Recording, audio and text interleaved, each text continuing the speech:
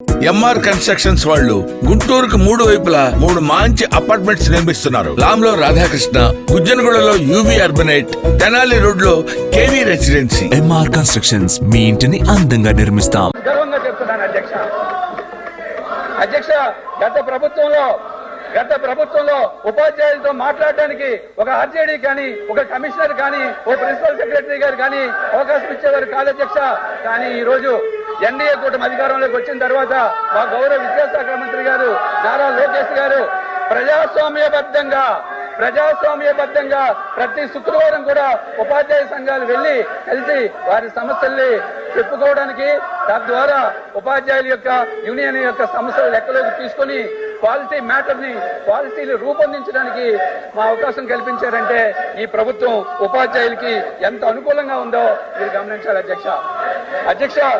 గత ప్రభుత్వంలో నేను ఏ స్కూల్కి వెళ్ళా ఉపాధ్యాయులు ఒకటే చెప్పేవారు అధ్యక్ష, మాకు ప్రశాంతంగా పని చేసుకోవడానికి అవకాశాన్ని కల్పించండి అని చెప్పేవారు అధ్యక్ష. ఏ ఉపాధ్యాయుడి దగ్గరికి వెళ్ళా విపరీతమైన యాప్స్ బార్ ఉండేది అధ్యక్ష, పని ఒత్తిడి ఎక్కువగా ఉండేది అధ్యక్ష.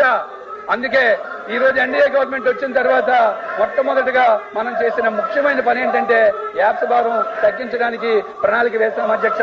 రేపు రాబోయే అకాడమిక్ ఇయర్ లో మొత్తం అన్ని యాప్స్ని కూడా తీసేసి 1 లేదా 2 యాప్స్ మాత్రమే 2 యాప్ల్ని ప్రవేశపెట్టడానికి విద్యాశాఖ మంత్రి గారు సంసిద్ధులయ్యారు అధ్యక్ష.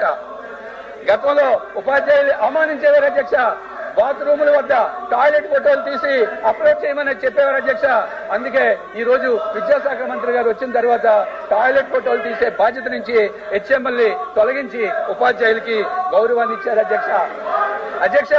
గతంలో ఎప్పుడైనా సరే ఎవరైనా ఒక అధికారి కానీ, మంత్రి గారు కానీ ఓ పాఠశాలకు వెళ్తే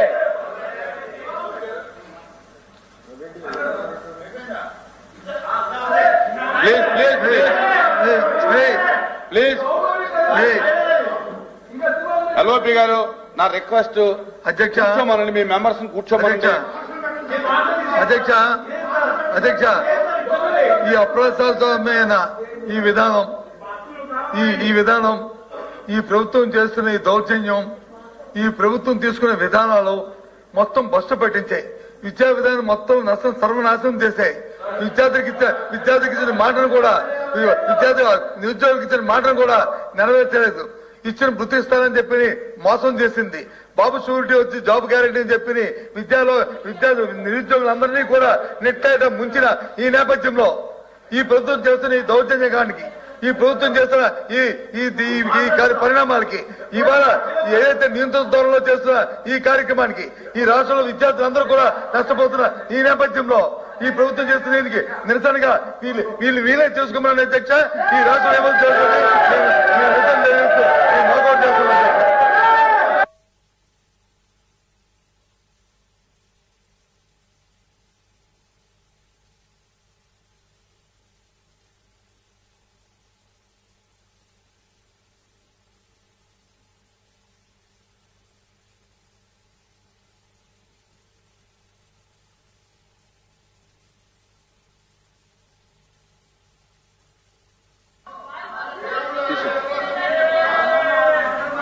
మార్షల్స్ తీసేయండి.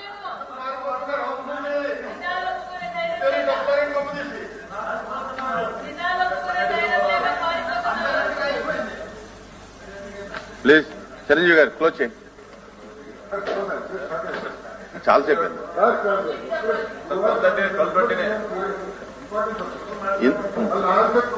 ఓన్లీ 10 minutes అని చెప్పుకున్నా. మీరు ఎంతసేపు మాట్లాడతారు మాట్లాడండి. లేదు, ముగ్గురికే ఇస్తాం. ముగ్గురికే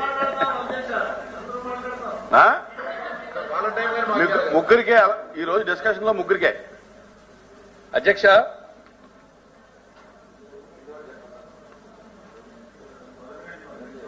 గత ప్రభుత్వం మేము విద్యకి చాలా ఎక్కువ ఖర్చు పెట్టాం, చాలా ఎక్కువ ప్రాధాన్యత ఇచ్చామని చెప్పి ఎప్పుడు చెప్పేది అధ్యక్ష. కానీ నాడు నేడు పనులు చూస్తే చివరికి మొదటి దశ కూడా కంప్లీట్ గా పూర్తవలేదు అధ్యక్ష.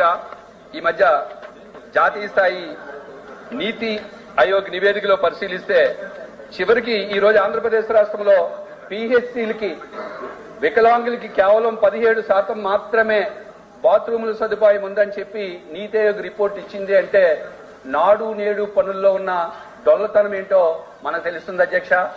గత ప్రభుత్వం ఎక్కడికి వెళ్ళా సరే మేము నాడు నేడు చేసాం, 10 అంశాలకు ప్రాధాన్యత ఇచ్చాం, ఫిజికల్ ఇన్ఫ్రాస్ట్రక్చర్ అందించాం అని చెప్పి డబ్బాలు కొడుతుంది అధ్యక్ష.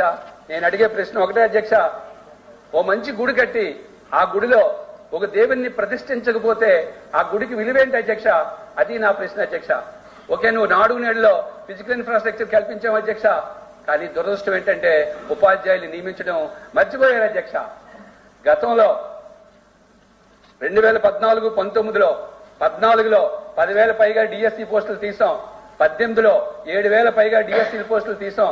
అలా తీసినప్పుడు ప్రతిపక్షంలో ఉన్న జగన్మోహన్ రెడ్డి గారు ఏమన్నారంటే 23,000 పోస్టులు ఖాళీగా ఉన్నాయి, మేము వస్తే ఓ మెగా డిఎస్సి తీస్తామని చెప్పి ప్రగల్భాలు పలికి 2019లో అధికారంలోకి వచ్చిన వైసీపీ ప్రభుత్వం 2019, 2024 ఈ 5 సంవత్సరాల్లో కూడా ఒక్క డిఎస్సి కూడా తీయలేదు అధ్యక్ష.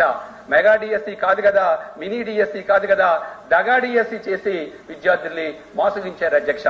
అందుకే మా ఎన్డీఏ ప్రభుత్వం లోకేష్ బాబు గారు కానీ చంద్రబాబు నాయుడు గారు కానీ విద్యకి ఎంత ప్రాధాన్యత ఇస్తున్నారంటే, బాబు గారు ప్రతిపక్షంలో ఉన్నప్పుడు రేపు అధికారంలోకి వచ్చిన తర్వాత తొలి సంతకం డిఎస్సి పై పెడతామన్నారు అధ్యక్ష. దానికి అనుగుణంగా తొలి సంతకం 16,347 పైచీలకు ఉద్యోగాలు తీయడానికి తొలి సంతకం పెట్టడం జరిగింది అధ్యక్ష. అయితే దురదృష్టం కొద్దీ మధ్యలో ఈ ఎస్సీ క్లాసిఫికేషన్ రావడం వల్ల నోటిఫికేషన్ ఇవ్వడం ఆగింది అధ్యక్ష. అయినప్పటికీ టెట్ నిర్వహణ చాలా పకడ్బందీగా జరిగింది. ఇప్పటికే గౌరవ విద్యాశాఖ మంత్రి గారు చాలా స్పష్టంగా చెప్పడం జరిగింది, మాక్సిమం మార్చి నెలలో మేము నోటిఫికేషన్ ఇచ్చి నెక్స్ట్ అకాడమిక్ ఇయర్ కి ఉపాధ్యాయుల్ని పాఠశాలకు మేము అందిస్తామని చెప్పి ఇప్పటికే చెప్పడం నిజంగా మన ఎన్డీఏ గవర్నమెంట్ విద్యకి ఎంత ప్రాధాన్యత ఇస్తుందనే విషయం దీని ద్వారా మనకు అవగాహన అవుతుంది అధ్యక్ష.